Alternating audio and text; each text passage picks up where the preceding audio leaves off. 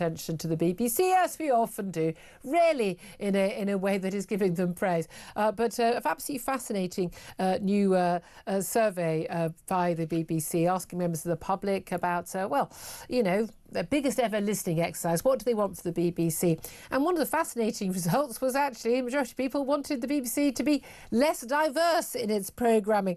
Let's talk about this right now with Rebecca Ryan. She's a campaign director at Defund the BBC. Afternoon to you. Good afternoon. It is absolutely fascinating, this, and I'm sure the people at the BBC would be absolutely horrified by this, but what did people say?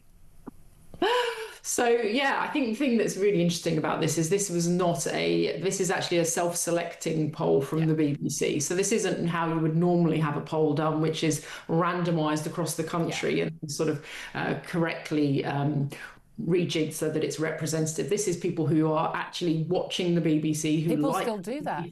Yeah.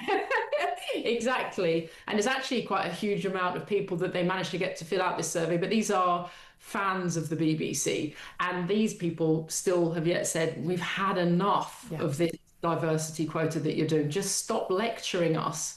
And that's obviously what we hear from our supporters all the time, and that's why people are switching off from the BBC. But it's really interesting that it's come through in this poll for the. Well, exactly, and it's not just in the programme. I mean, it is that sort of like, well, there has to be, it doesn't matter if it's a historic drama and everyone would have been white. No, we're going to pretend that one of them was black. There's going to be someone disabled. There's someone else with some other disabilities. It has to be someone who's trans.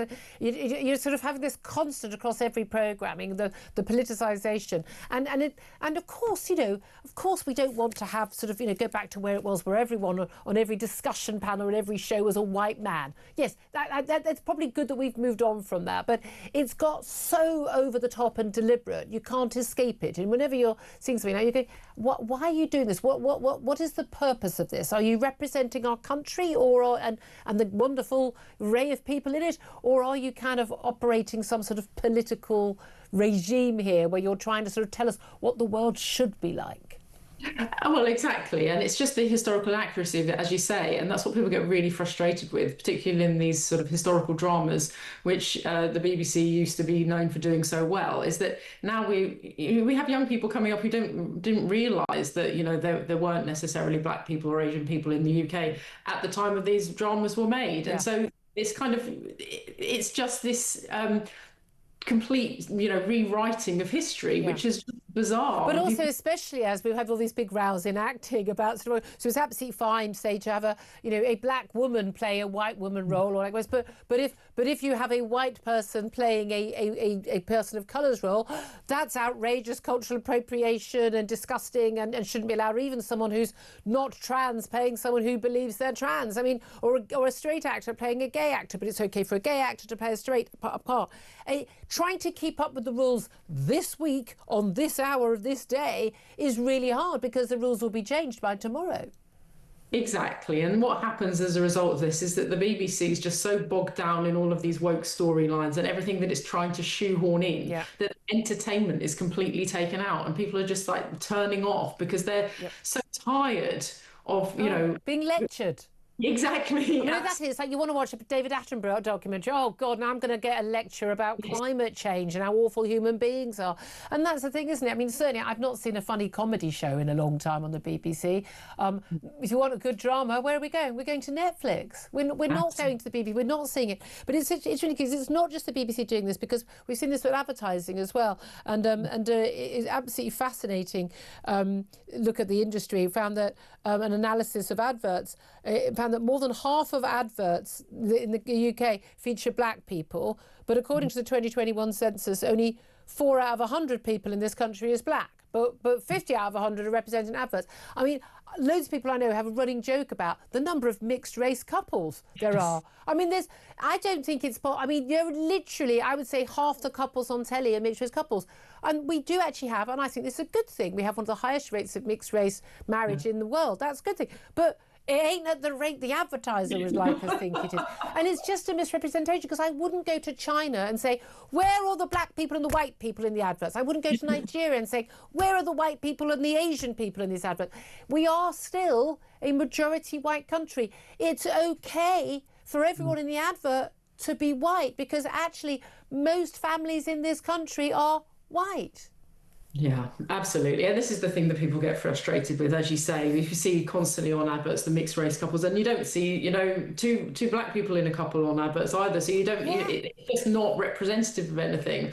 And so, yeah, people are just getting more and more frustrated with this constant lecturing coming out of the TV screens. Yeah, I'm like you and I. Look, we've disagreed over years. I've not been a defund the BBC person. I'm like, bring down the funding, and I want them to do their job properly. I have to say, their coverage of what's been going on in Gaza, the trans stuff as well, I'm kind of at the point where that's it. It's now beyond forgivable. But, are they any worse than the other channels? And the only difference is that we're having to pay their sodding wages while they lecture us and lie to us. Well, this is the thing, isn't it? And people can vote with their feet with other channels, and if they don't like what ITV or Channel 4 are doing, they just don't. They have an impact on the ad revenue that those channels are getting, or Netflix or whatever.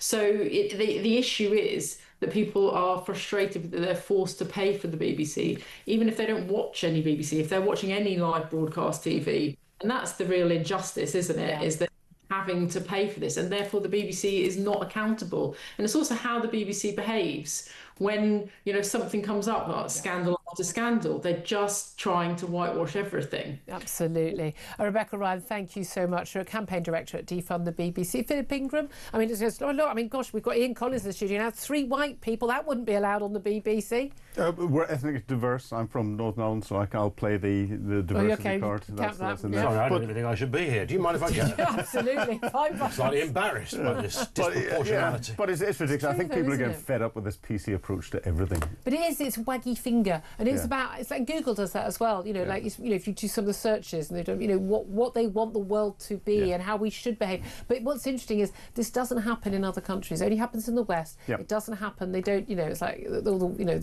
the sort of trans washing. You go to Lagos. There's no DEI department anywhere. And we're a very tolerant society. A very tolerant. I don't even like the word tolerant. I think we're a very welcoming, open society. It's why people want to come here. But don't tell us the lie that half the people in this country are, or that there were black people in Jane Austen, novels. They weren't. Stop it. I mean, we've advanced. The things that used to be the case are no longer the case. Isn't that right, Sweet Cheeks? I love it when you call me Sweet Cheeks. Dear HR. I get a lot better off air, let me tell you. I'm a lucky girl. There's a lot of ladies who'd love to be called Sweet Cheeks by you, Mr. Oh, you're too kind. You're too kind. What's going to show